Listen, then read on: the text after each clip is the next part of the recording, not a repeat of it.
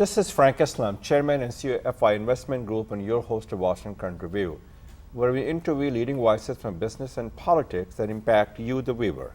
Today, our guest is Danika Roem. Danika, nice to meet you. It's nice to meet you. Thank you for coming to our show. Thank you. So, tell me a little bit about yourself and why you're running for a Virginia delegate. What's in it for you, and why do you want to be delegate? Sure. So I'm a 32-year-old stepmom. I'm a lifelong Manassas resident. I'm a lifelong resident of the district I'm running to represent over in Prince William County in the city of Manassas Park. I was the lead reporter of the Gainesville Times covering that community for 9 years, 2 months, and 2 weeks from 2006 to 2015. So I authored more than 2,500 news stories about the greater Prince William County area. And I'm running to finally fix Route 28 by replacing traffic lights with overpasses through Centerville and part of Yorkshire, to raise teacher pay so it's not the lowest in Northern Virginia, to bring high-paying jobs to Innovation Park in Manassas while filling the office vacancies in Manassas Park, and just make Virginia a much more inclusive Commonwealth. So no matter what you look like, where you come from, how you worship, or who you love, you should be respected and welcomed in Virginia for who you are, not for who other people tell you you're supposed to be. So, what's your campaign themes, and why would anybody vote for you? Well, I think that if you want someone who is a product of the district, who grew up there, who worked there, who understands the issues thoroughly, that only a reporter would know from, So you have been a 9 reporter, years. you said. Yeah, Yeah, you did mention that too. Yeah, as a Is there a newspaper- local reporter for local newspaper? Yes, I was the lead reporter of the Gainesville Times Okay. and the Prince William Times. Okay. And if you want to have someone who has that level of knowledge and experience, who's not afraid to name names and take on corporate giants, I was the reporter on September 10th, 2014, who outed Amazon as the owner of a very controversial data center in Haymarket when Dominion energy officials refused to tell us who it was. I've taken on corporate giants.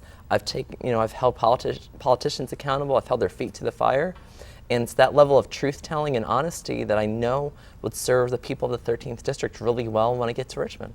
So what are the issues your constituency will face if you do become a member of the Virginia delegate, if you're fortunate enough to have that job? Well, the issues that we're going to face, for the last 30 years, traffic has been perpetually congested on Route 28, going through Yorkshire. So what's your plan to fix it? My plan to fix it is, well, the Northern Virginia Transportation Authority, which is the group that allocates funding for transportation projects, they've allocated $300 million for the Route 28 I-66 intersection to turn it into an interchange. At the same time, the private conglomerate that wants to toll I-66, they have to put up $300 million for the same project, which will free up the MVTA's money. And I'm calling on the MVTA to keep that money on Route 28 so we can replace the traffic lights with overpasses at Compton Road, New Braddock Road, and Old Centerville Road, while extending the back parking lot of the medical office buildings across the street from the Centerville movie theater out to New Braddock Road. And at $80 million apiece for each of those 3 interchanges, that would still leave us enough money, $60 million left over, for us to install a flyover in the 2 southbound left-hand turn lanes at Orchard Bridge Drive over in Yorkshire, so we can eliminate that light as well. My plan leaves only 1 traffic light in all of Centerville by Centerville Elementary School.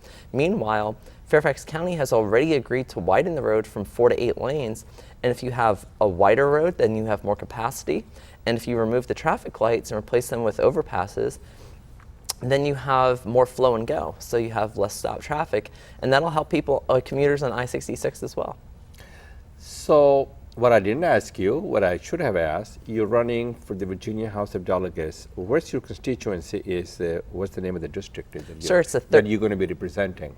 It's the 13th District. It includes the 13th District, and what is that? So it's about an hour southwest of Washington, D.C. Okay. And it includes the city of Manassas Park and the Prince William County precincts in Manassas, Gainesville, and Haymarket. So it's fairly large. It kind of forms a crescent from the Fairfax County border to the Fauquier County border. So it's about, what do you think is in terms of the population? About 83,000 people. Is there a diverse population? Yes, it's a very diverse population. We actually have a lot of people from Southeast Asia who live there. Southeast Asia who live there? This is Fairfax County, mostly. Well, yes, but also in Prince William County, over in Bull Run precinct, by the way, is Okay, very so very who diverse. else lives there? Oh, sure. So you have about 35% of our residents are Latino. We have a lot of African American residents. We have a lot of Asian American, and we have a lot of Caucasian people as well. We have a very diverse group, of people who live there. And I think that, as someone who is from the district, who has watched it evolve over time, and just as a transgender woman myself, that it's time for us to really embrace the diversity within our district, because every group that I just mentioned, everyone has good public policy ideas that they can bring to the table, and they should be treated as equal with each other as opposed to just being treated as a novelty. So we'll get to the hatred and bigotry in a minute. So you're running as a member of the Democratic Party, as a member of the Republican Party? I am the Democratic nominee. You are a Democratic nominee. I won the Democratic primary on So June 13th. you're running for the primaries. I won the primary on You June won the 13th. primaries. On June 13th, yes. And so the Republican that you're running against, he or she is incumbent. Am I correct to assume that? Delegate Bob Marshall, he's the Republican incumbent. He's been in office for 26 years. What do you have it that he doesn't have it, he hasn't delivered, and and your constitution is going to get the same thing if they vote for him, correct?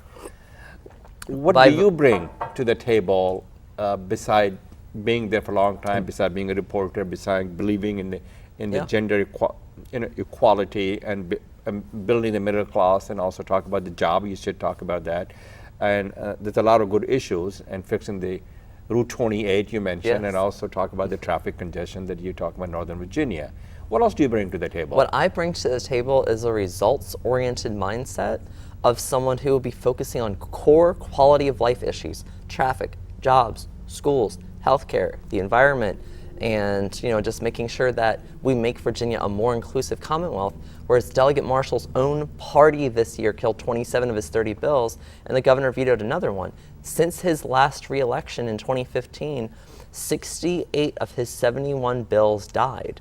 That is the record of someone who's in a 2-to-1 majority at 66 to 34, who is number 6 in seniority, has 0 committee chairmanships to show for it, and could only pass 3 bills in 2 years. Whereas last year, when he went 1 for 41, Delegate Scott Lingenfelter in the 31st District introduced just as many bills and passed 17 of his. That's not to say whether Delegate Lingenfelter's bills were any better or worse, but at least he has a record to show for it, whereas Delegate Marshall simply doesn't. And you intend to change that? Yes. Okay, so, but the Democrats don't have the majority in the Virginia House of Delegates, as Working you on know. it. You're working on it so that you can pass some of the bills. Yes. And you're also working on to make sure you got a governor who's also elected, who represents the Democratic Party. So, correct? Is that what your goal is, also the end goal? Well, not just electing Dr. Northam, who's our current lieutenant governor, as governor, but also making sure that we elect Mark Herring, or re-elect Mark Herring as our attorney general, making sure that we elect Justin Fairfax as the lieutenant governor. Because here's the thing, there's a lot of issues where I can work with the Republicans on infrastructure. There's not a Republican or a Democratic way to build a bridge. I can work with the Republicans on economic development, but we have an ideological gap when it comes to Medicaid expansion, when it comes to health care, where very simply, back in April, the entire Republican caucus voted against expanding Medicaid, including Delegate Marshall, and the entire Democratic caucus in the House of Delegates voted for it. We need a Democratic majority in order to pass Medicaid expansion, because in my district right now, when Delegate Marshall cast that vote against expanding Medicaid, he left 3,700 of his constituents uninsured, who earn up to 138% of the poverty line. That's less than $18,000 a year. And in Northern Virginia, that's extremely hard to make a living off of that. So the question really is that the Republican Party obviously doing what they think their constituency wants them to do. That's what they think. And they continue to repeal and replace the ACA, which is the Obamacare, and also limit the all kinds of things. Then 22 million people would not have the the health insurance, and also there will be reduction in the Medicaid, and so, as you mentioned. So question really is, why they're doing what they're doing, and still they get to and the people vote for them. Obviously, you cannot read people's mind. Well, I think on the one hand, that the rollout of the ACA in 2010 clearly did not work well, and even So you they can implement- you can repair them, Right, but we not can replace them. right. You At can the make it same- more cost effective. Right, and in a in bipartisan Virginia, manner. Yes, and in Virginia, when we opted against expanding Medicaid, we've left billions of dollars on the table in Washington that we sent up there in the first place that we're not bringing back home because of the Republicans' votes against expanding Medicaid. I'm not someone who campaigns as a partisan. I'm not someone who campaigns as a fire breather. I want to be able to work with Republicans and Democrats alike to get this done. And at the same time, we have to respect reality here. And the reality is our Democratic members of the House of Delegates, 100% of them voted in favor of Medicaid expansion, and 100% of the Republicans voted against it. In a vote like that, if you can't change their minds, then you need to change their seats, and we need to change their seats. And very well said. So I have you mentioned a couple of things in terms of the creating jobs and building the economy. You also talk about raising the pay for the teachers. Yes. Just how do you go about doing so? Sure. So that goes right back into economic development. That goes right back into jobs. In Prince William County right now, we have the second largest population in the state, and yet we have the lowest teacher pay in Northern Virginia. We are 9 out of 9. And Manassas Park is 8 out of 9. Meanwhile, when we look at our main economic development hub in Western Prince William County at Innovation Park, we have a lot of fallow land that is specifically designed for high-tech, biotech, defense-oriented jobs, the very sort of jobs that 2/3 of our commuters leave the county for every single day to go to their jobs somewhere else. You want to bring those jobs over By here. bringing, right, and the way that we can do that is by finding a cost-effective way to extend the Virginia Railway Express westward from the Manassas Airport out to Gainesville with a stop at Innovation Park along the way, because right now we are at a competitive disadvantage with Fairfax County, which has both the Metro and it has the VRE. And we lost out on the FBI headquarters during the initial round of bidding on that. Well, the Maryland also lost it out because the president decided Right, not to. but before they canned that, there were 3 finalists, including one in Virginia Yes. over in Springfield. Well, we were in the initial running for that, and we lost out because we didn't have Metro Rail, they said. Well, at the same time, Metro is not going to come to Prince William County for a long time because Metro needs to go a full week without catching on fire before it comes up to Prince William. At the same time, by having a reverse VRE route in the morning that would come down multiple times a day out to Innovation Park, we could have made a very competitive case for why we should be selecting Innovation Park. And by expanding our job growth over there, that brings along more commercial property tax. And when we have more commercial property tax, we can apply it to raise teacher pay. So one, transportation directly feeds into economic development, and that directly feeds into teacher pay. You got to have all 3, and you have to start with transportation. So how much is it going to cost to extend this Virginia Railroad to Gainesville? Well, so the initial... So where the money is going to come from to Right. pay for it? Right, so the initial... the initial You don't want to overburden with the taxes again. No, of course not. And the initial price tag of it was going to be $660 million to go just 11 miles out to Haymarket. At $60 million a mile, That's a lot of money. absurd. Right, and so what I've presented is a first of its kind efficiency study that would be conducted by our engineers at Virginia Tech. It would be funded by the state, and it would examine best practices out of Europe and Asia for commuter rail construction, operations, management, maintenance, design, and engineering. And if we're able to do that, I've been to Europe about 12 times. I've ridden the rails in Germany and France and They're pretty cost effective. They're really good. And at the same time, So how much their it costs to build projects- them, the one you just said? Well, that's the thing. Once we get the efficiency study done, we're going to be able to figure out what are those best practices that we can bring over here, with the idea being that we can cut the cost by 9 digits. From $660 million, hopefully we can get that dramatically reduced to closer to 100 to 200 million. By doing this study to find out how Yes. they do that and so on and so Why forth. is it that a rail project over what there is the- costs so much less than here? What's the average cost of building the per mile in part of the Europe that you just talked about? Well, that's the thing. It depends on the locality. Yes. So, like Berlin, for example, has a much lower cost rate than we do in, say, New York City, where sometimes in some places in Europe and Asia, it'll cost 7 to 10 times less for a rail construction project than it does in, say, New York. But what we don't have in Virginia is an apples-to-apples comparison where we can look at our existing commuter rail system in Northern Virginia and in Hampton Roads, and then compare those specifically with what you see in Seoul in South Korea, what you see in Berlin, what you see in Paris. And if we're able to look at our Virginia way versus what's going on internationally, then we'll actually have an apples-to-apples comparison, so I can give you the exact numbers that you're looking for.